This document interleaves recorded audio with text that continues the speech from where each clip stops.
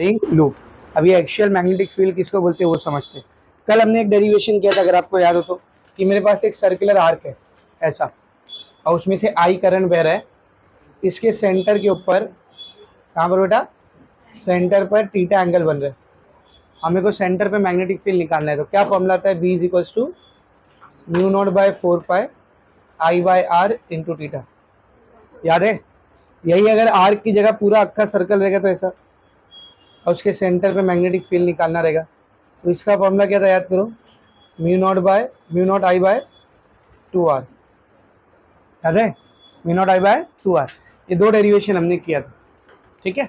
तो अब इसी सर्कुलर लूप को थोड़ा सा और आगे लेके जाते हैं। समझो ये एक सर्कुलर लूप है, ये प्लेट नहीं है ऐसे, समझो, समझ, ऐसा वायर है जिस गोल ऐसा लूप जैसा, इसमें से करंट फ्लो कर रहा है। तो कल हमने क्या देखे कि अगर इसमें से करंट बह रहा है तो इसके सेंटर पे मैग्नेटिक फील्ड कैसा निकालेंगे। कल वो देखे थे ना कि इसके सेंटर पर मैग्नेटिक फील्ड कैसे निकालेंगे। पर आज क्या देखने का अपने को मालूम, समझो जो सर्कुलर लूप है ये ऐसा एक्स वाई प्लेन में मौजूद है। कौन से प्लेन में? ऐसा हॉरिजॉन्टल प्लेन में मौजूद है। तो इसका जो सेंटर रहेगा, उस सेंटर से एक लाइन इमेजिन करो ऐसा परपेंडिकुलर, मतलब जेड एक्सिस के अलावा। अगर ये एक्स वाई प्लेन में है तो उसके सेंटर से पास होती हुई एक लाइन, कौन सी एक्सिस के अलावा? Z axis. तो ये जो लाइन है वो इस सर्कल का एक्सिस कहलाएगी। तो इस एक्सिस के ऊपर कोई पॉइंट है जहां पर मेरे को मैग्नेटिक फील्ड निकालना है। समझो यहाँ पर मुझे मैग्नेटिक फील्ड निकालना है, लेट्स से इधर निकाल, सेंटर पे नहीं निकालना। ये फॉर्मूला कब वैलिड था? जब कहाँ निकाल रहे थे? सेंटर पे। अब मुझे सेंटर पे नहीं निकालना है, सेंटर से एक्सिस पास हो रही है, उस एक्सिस के ऊपर किसी पॉइंट पर मैग्नेटिक फील्ड निकालना है। तो इस मैग्नेटिक फील्ड को हम लोग क्या बोलते थे? Axial magnetic field. क्यों बोलते हैं एक्सियल मैग्नेटिक फील्ड? समझा? क्योंकि जो पॉइंट है जहां पर आप मैग्नेटिक फील्ड निकाल रहे हो वो कहां पर मौजूद है? बोल, एक्सिस पर मौजूद है। समझ में आ रही चीजें? तो इसका डेरिवेशन इंपॉर्टेंट है, 4 मार्क्स तक के लिए आ सकता है आपको, सब लोग बोर्ड पर देखेंगे। डायग्राम देखो जरा, समझ में आ रहा है कि आपको? ये सर्कुलर लूप है, कितना करंट पास हो रहा है उससे? आई। कैसा रखा हुआ है? ऐसा हॉरिजॉन्टल रखा हुआ है। ये सेंटर है उसका, लेट्स से पॉइंट ओ उसका सेंटर है। यहाँ से एक एक्सिस पास हो रही है, दिख रही बेटा? इस एक्सिस पे समझो यहाँ पे कहीं एक पॉइंट है पी, इस पॉइंट पी के ऊपर मेरे को मैग्नेटिक फील्ड निकालना है। अब मैं ऐसा मान लेता हूँ कि ये जो पॉइंट पी है सेंटर से कुछ ना कुछ डिस्टेंस पर रहेगा ना, जाहिर सी बात है। तो मैं ऐसा मान लेता हूँ कि मेरा जो पॉइंट पी है वो सेंटर से जेड डिस्टेंस पर। कितने कितने डिस्टेंस पर है? बोल, जेड। तो यहाँ पर जेड कौन है बेटा? सेंटर से पॉइंट पी का डिस्टेंस। ये जो जेड एक्सिस के ऊपर डिस्टेंस रहेगा, ये डिस्टेंस क्या कहलाएगा पूरा? बोल, जेड कहलाएगा। क्या कहलाएगा? बोल, जेड। समझ में आ रहा अच्छे से? लिखते हैं इसको। Consider a circular current carrying coil, ठीक है ना? Circular current carrying coil placed in X Y plane. कौन से प्लेन में रखा है बेटा? एक्स वाई प्लेन में रखा हुआ है, ठीक है ना? Axis is an axis is passing through its center O along z axis।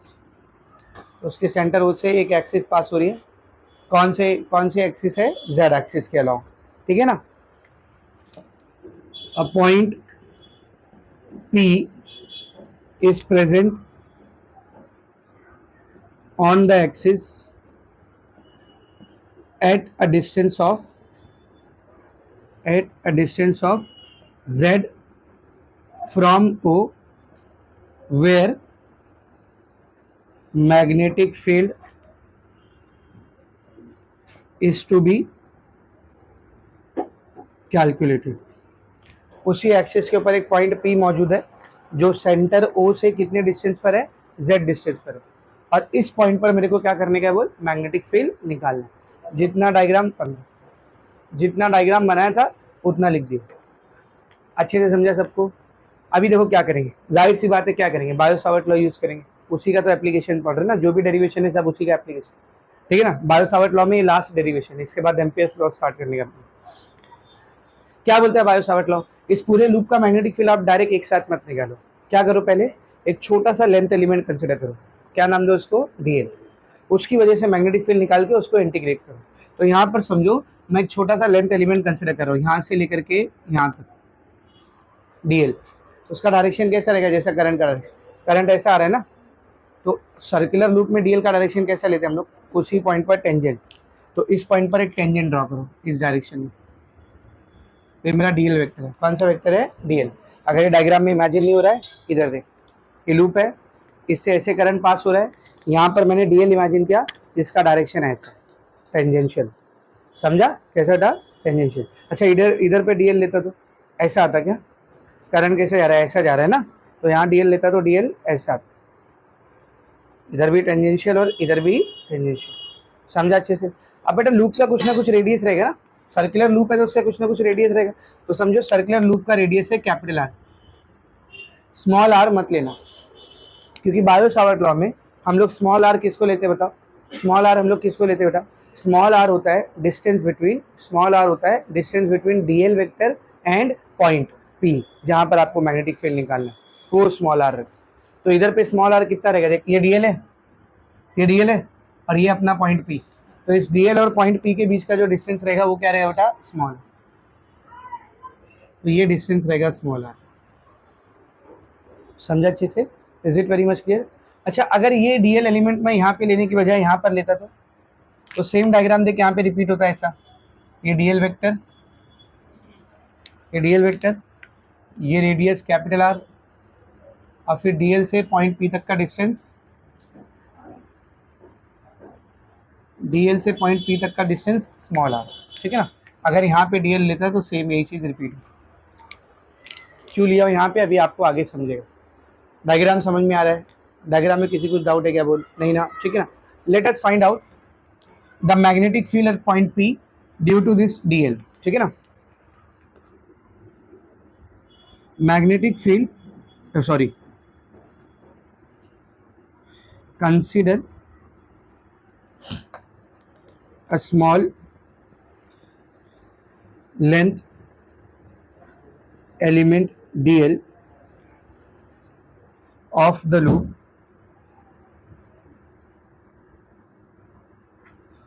magnetic field due to which will be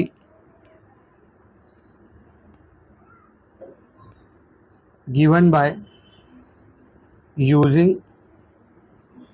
bio Savart law.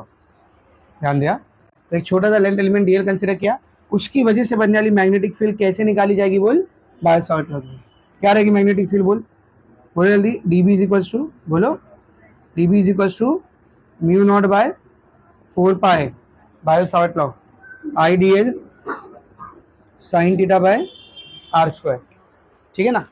एक और फॉर्म में लिखा है था अगर आपको याद हो तो, वेक्टर फॉर्म में, वेक्टर फॉर्म में इधर से साइन थीटा हट जाता है, यहाँ पे क्या आता है बोल, डीएल क्रॉस आर, और नीचे क्या आता है बेटा, are cube.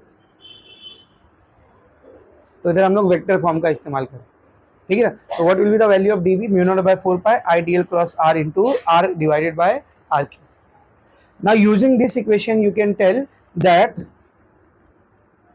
dB will be perpendicular to किसको किसको बोल, DL and dB will be perpendicular to dr। इन दोनों को मैग्नेटिक फील्ड क्या होना चाहिए बेटा, परपेंडिकुलर, क्योंकि क्रॉस प्रोडक्ट से आ रहा है ना, तो अब यहाँ मैग्नेटिक फील्ड बनेगी कैसे। सबसे पहली बात, मैग्नेटिक फील्ड का डायरेक्शन निकालने के लिए अपने पास सिंपल लॉ कौन सा है, राइट हैंड थंब रूल। तो ये डीएल को अपने राइट हैंड में इमेजिन करो, कर लिए, ऐसा आ रहा है ना डीएल, करंट ऐसा जा रहा है ना इससे, तो ये डीएल को अपने राइट हैंड में इमेजिन किए, थंब ऐसा, अब इधर ध्यान से देख, फिंगर्स ऐसी कल हो रही ना, तो यहाँ से फिंगर कैसी आ रही, ऐसी जा रही, यहाँ से फिंगर कैसी आ रही बेटा, ऐसी जा रही, ठीक है ना। यहाँ पे डीएल इमेजिन करोगे तो, यहाँ पे डीएल इमेजिन करोगे तो देख यहाँ से फिंगर कैसी आ रही, ऐसी जा रही, ठीक है ना। लेकिन इससे आपको डायरेक्शन पता नहीं चलेगा कैसे निकाले, तो यहाँ पे आपको क्या यूज़ करना पड़ेगा, ये वाला फंडा यूज़ करना पड़ेगा कि डीबी मेरा आर को भी परपेंडिकुलर होना चाहिए और डीबी मेरा डीएल को भी परपेंडिकुलर होना चाहिए। तो अब जरा यहाँ पर ध्यान से देखो, इसमें इमेजिन करना मुश्किल है, इसीलिए हम लोग यहाँ पर इमेजिन करेंगे, इसमें इमेजिन करेंगे, ठीक है। इधर आ रहे, ये तुम लोग का लूप है, ठीक है बेटा, लूप है, इधर पे क्या है अपना आर है, पकड़ इसको भी ऐसे एक हाथ से, ये आर है, और ये लूप है, करेक्ट है। डीएल किधर है बेटा, डीएल किधर है, सी दिस इज डीएल, है ना, यहाँ पर क्या है डीएल, ऐसा करो इधर घूम के, ये देखिए डीएल है, ठीक है, ये डीएल, ये स्मॉल आर। अब इस पॉइंट पे मेरे को डीबी चाहिए, और कैसा चाहिए डीबी, दोनों को परपेंडिकुलर होना चाहिए, पकड़। तो देखो ये डीबी है, कैसा ले रहा हूँ मैं इसको, ऐसा ले रहा हूँ, देखो। तो ये ब्लू वाले मार्कर को देखना जरा ध्यान से, क्या ये स्केल को परपेंडिकुलर है ना, मतलब मेरा जो डीबी है वो स्मॉल आर को क्या है बेटा, परपेंडिकुलर। अब अगर मैं 20 से स्केल को निकाल दिया और इन दोनों को ले जाके ज्वाइन कर दूं, तो ये इसको भी क्या दिख रहा है बेटा, परपेंडिकुलर दिख रहा है। समझ में आ रहा है अच्छे से, ऐसा, ठीक है। तो कुछ ऐसा बन रहा है डीबी, ऐसा बन रहा है DB. Is it very much clear, same इस पॉइंट पे भी बनेगा अगर आप बनाओगे तो, वेरी मच क्लियर। तो DB must be perpendicular to small R as well as DL, तो जाहिर सी बात है वो ऐसा आने वाला है, ताकि वो आर को भी परपेंडिकुलर हो और आर को भी परपेंडिकुलर हो और अपने आप डीएल को भी क्या हो बेटा, परपेंडिकुलर। समझ में आ रहा है अच्छे से। तो अभी इसको डायग्राम में दिखा रहा हूँ, सब लोग बोर्ड पर देखो। तो यहाँ पर जो डीबी बनेगा वो कुछ ऐसा बनेगा, this is your direction of DB, ठीक है। See it will be perpendicular to R, दिखा रहा नहीं इधर, लेकिन आपको समझ में आना चाहिए, ये आर को भी परपेंडिकुलर रहेगा एज वेल एज जब इस डीबी को और ये डीएल को, ये डीएल जो ऐसा आ रहा था और ये डीबी जो ऐसा जा रहा है, इन दोनों को आप एक पॉइंट पे ज्वाइन करोगे तो ये दोनों भी एक दूसरे को कैसे रहेंगे, परपेंडिकुलर रहेंगे। समझा अच्छे से। तो ये हो गया अपना डीबी का डायरेक्शन। इस वाले एलिमेंट की वजह से कैसा बनेगा बता डीबी, इस वाले एलिमेंट की वजह से कैसा बनेगा, सेम है कि नहीं, इसको आर को भी परपेंडिकुलर रहेगा, और जब ये डीएल जो ऐसा अंदर की तरफ जा रहा है उसको और ये वाले डीबी को लोगे तो वो दोनों भी क्या रहेंगे, एक दूसरे को परपेंडिकुलर रहेंगे। समझ में आ रहा है अच्छे से। सर दो डीबी क्यों दिखा रहे, बेटा 10 डीबी दिखा सकते हैं, अब जितने लेंथ एलिमेंट रहेंगे उतना डीबी बनेगा, बाद में सारे डीबी को मिलाओगे इंटीग्रेट करोगे तभी तो क्या मिलेगा अपने को, टोटल बी मिलेगा, है कि नहीं। हाँ अस्सलाम वालेकुम, हाँ अस्सलाम वालेकुम। डायरेक्शन कैसा निकाले समझा ना बेटा, इस वाले कंसेप्ट से निकाले हम लोग डायरेक्शन, कि मेरा जो डीबी वेक्टर है it must be perpendicular to DL vector as well as R vector both. तो वो पॉसिबल इसी केस में है।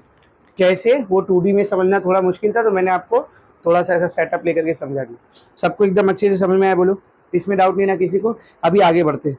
देखो बेटा आपका ये जो लूप है, लूप कौन से प्लेन में है, कौन से प्लेन में, एक्स वाई प्लेन में। तो डीएल भी कौन से प्लेन में रहेगा बोल, एक्स वाई प्लेन में रहेगा। डीएल भी कौन सी प्लेन में रहेगा बेटा, एक्स वाई प्लेन में रहेगा। और जो डीबी है, डीबी वो कौन से एक्सिस के अलॉन्ग है, जेड एक्सिस के अलॉन्ग। तो कौन से एक्सिस के अलॉन्ग है, जेड एक्सिस। तो जो डीबी है वो जेड और वाई के बीच में आ रहा होगा ना, देखिए ऐसा जेड, ऐसा वाई, इधर एक्स, ऐसा समझो, ये एक्स, ये वाई और ये जेड। तो मेरा लूप किस में मौजूद है, एक्स और वाई के बीच में, एक्स वाई प्लेन में।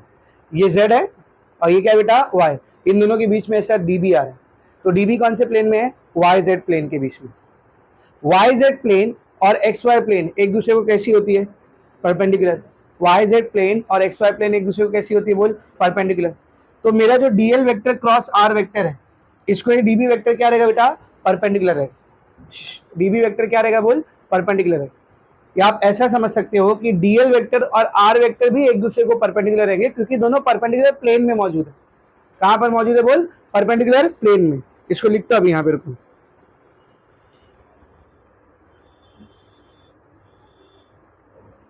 यस बोर्ड पर देख इधर,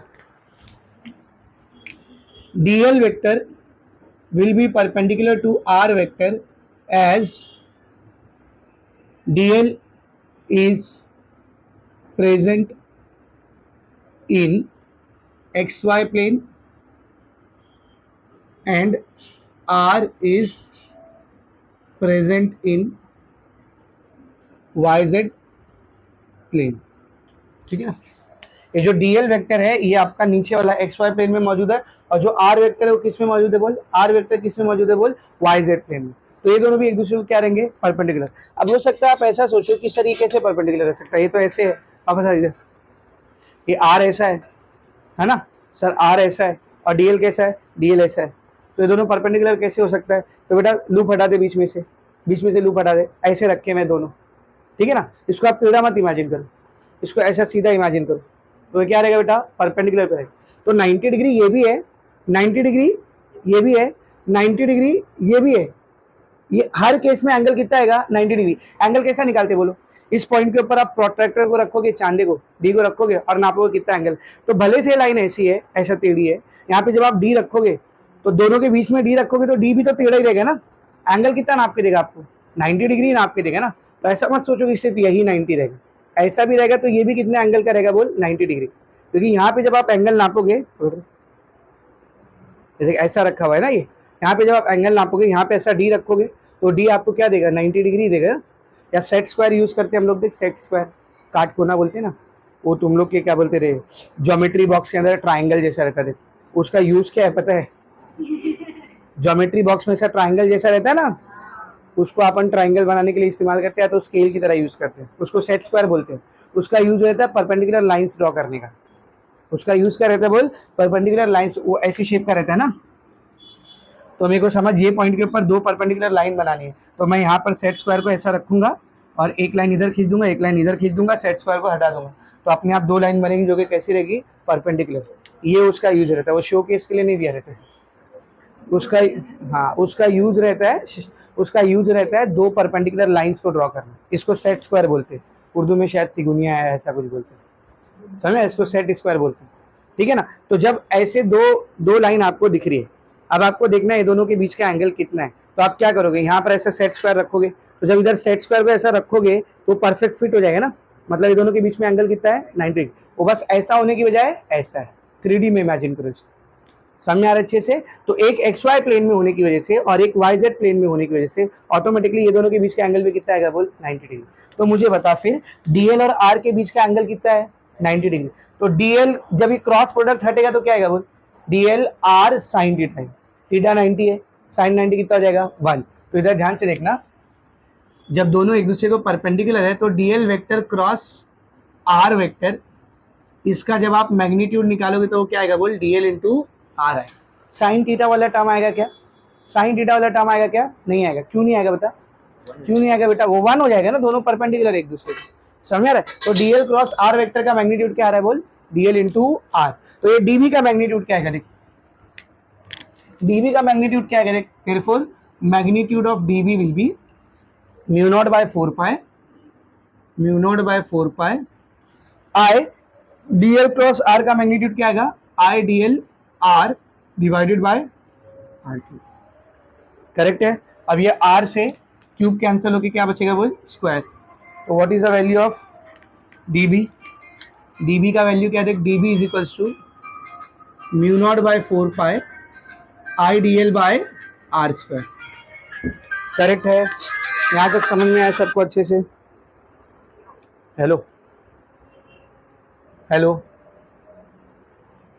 डीबी का मैग्नीट्यूड कितना आ गया बेटा, mu naught by 4 pi I D L by R square.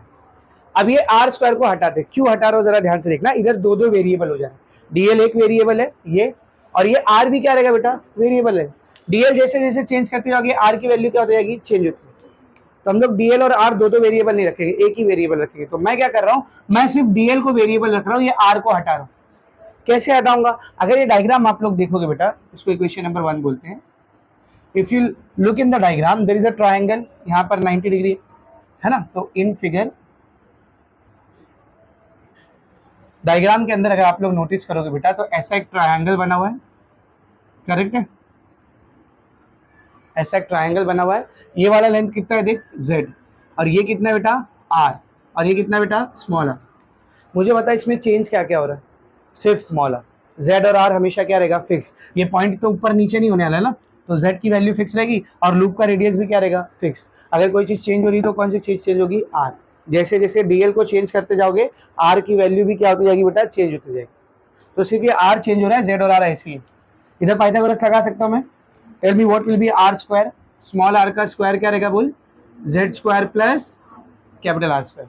तो ये r स्क्वायर की वैल्यू मिल गई, पहला बॉक्स, पहला डब्बा। स्मॉल r क्या रहेगा फिर बता, स्मॉल r क्या रहेगा, ये स्क्वायर है ना,